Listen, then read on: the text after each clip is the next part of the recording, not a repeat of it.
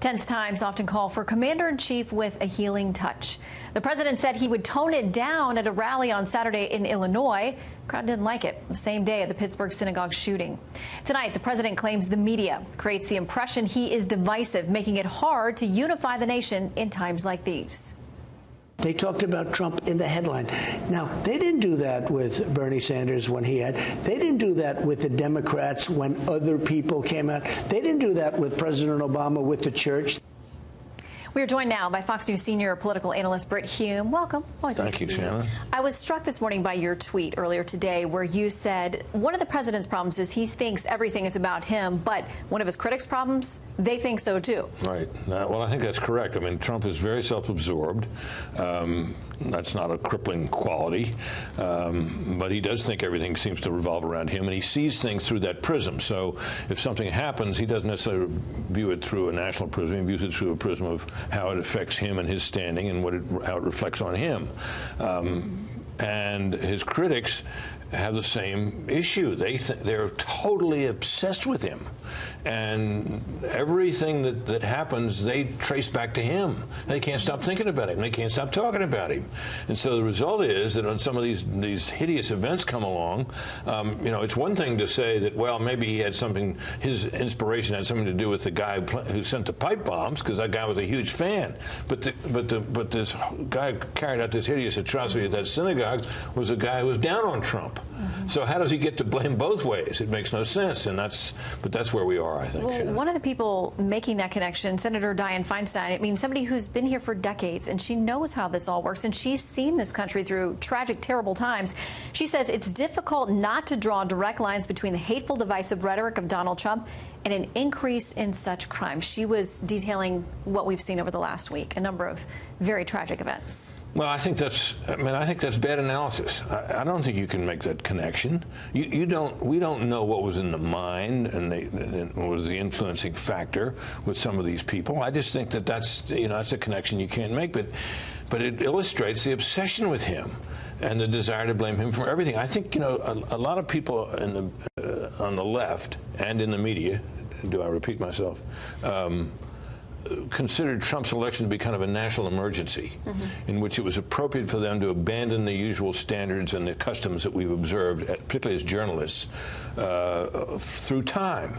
And the old idea of neutral news coverage has kind of gone by the boards, and you see the most extraordinary level of opinion being expressed in what look like normal news stories, but turn out to be something very different indeed. And the dislike of Trump in the mainstream media is universal. These journalists can't stand the guy. They can't stand the sight of him. And I think they think they're doing some kind of public service in trying to bring him down. My own view of that is if Trump is bad news, as they think, straightforward and accurate and balanced news coverage will illustrate that. And the public is not stupid and will see that. And what they're doing, I think, has made them so distrusted by so many people now that it's counterproductive for them and it's terrible for journalism. Well, the LA Times, under this headline today, shrugging off blame, Trump reverts to divisive rhetoric after shooting. They say this, quote, President Trump, rather than taking on the traditional task of unifying the nation after a deadly shooting rampage, reverted to his usual rhetoric Monday morning, attacking the media as the true enemy of the people and stirring up fear of immigrants. Now, there was a lot of push back and forth about this in the White House briefing today. Here is how Sarah Sanders responded to that.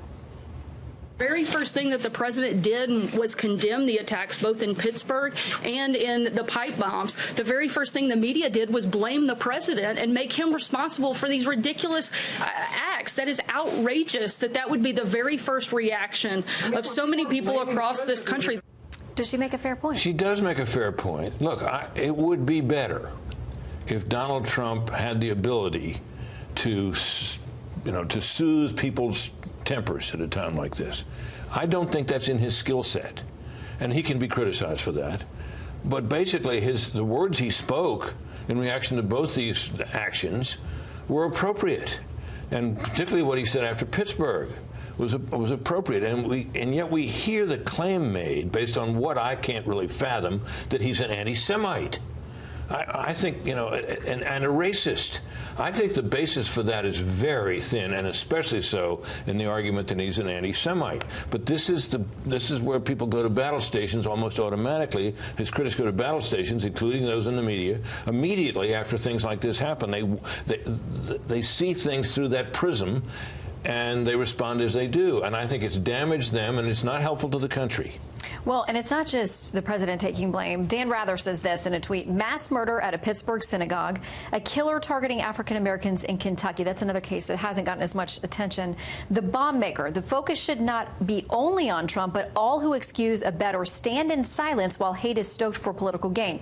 So that reads to me, if you're not actively criticizing this president, you're a part of the problem as well. Yeah, you're complicit in these crimes. And what I would say about this, out across the country, I think, you know, sensible, reasonable people looking at this who may not particularly care for Trump, but may also appreciate some of the results he seems to have gotten, they look at that and they say, that's nonsense. It's ridiculous. The person responsible is the person responsible. And you can't draw that kind of a connection reasonably. You don't know enough to do that if it were there to be drawn. So I think this kind of stuff is utterly regrettable, and it is. I mean, you look at the standing that we in the news media enjoy with the public, and it's about as low as it's ever been. And this kind of stuff is one of the reasons for that. It's just, the stuff is just not credible to people. They think it's unfair, and they think it's biased, and they're not wrong about that. Yeah, and that only adds to the president's argument about the media for a lot of folks. Brit Hume, thank you. Always great to have your insights and expertise.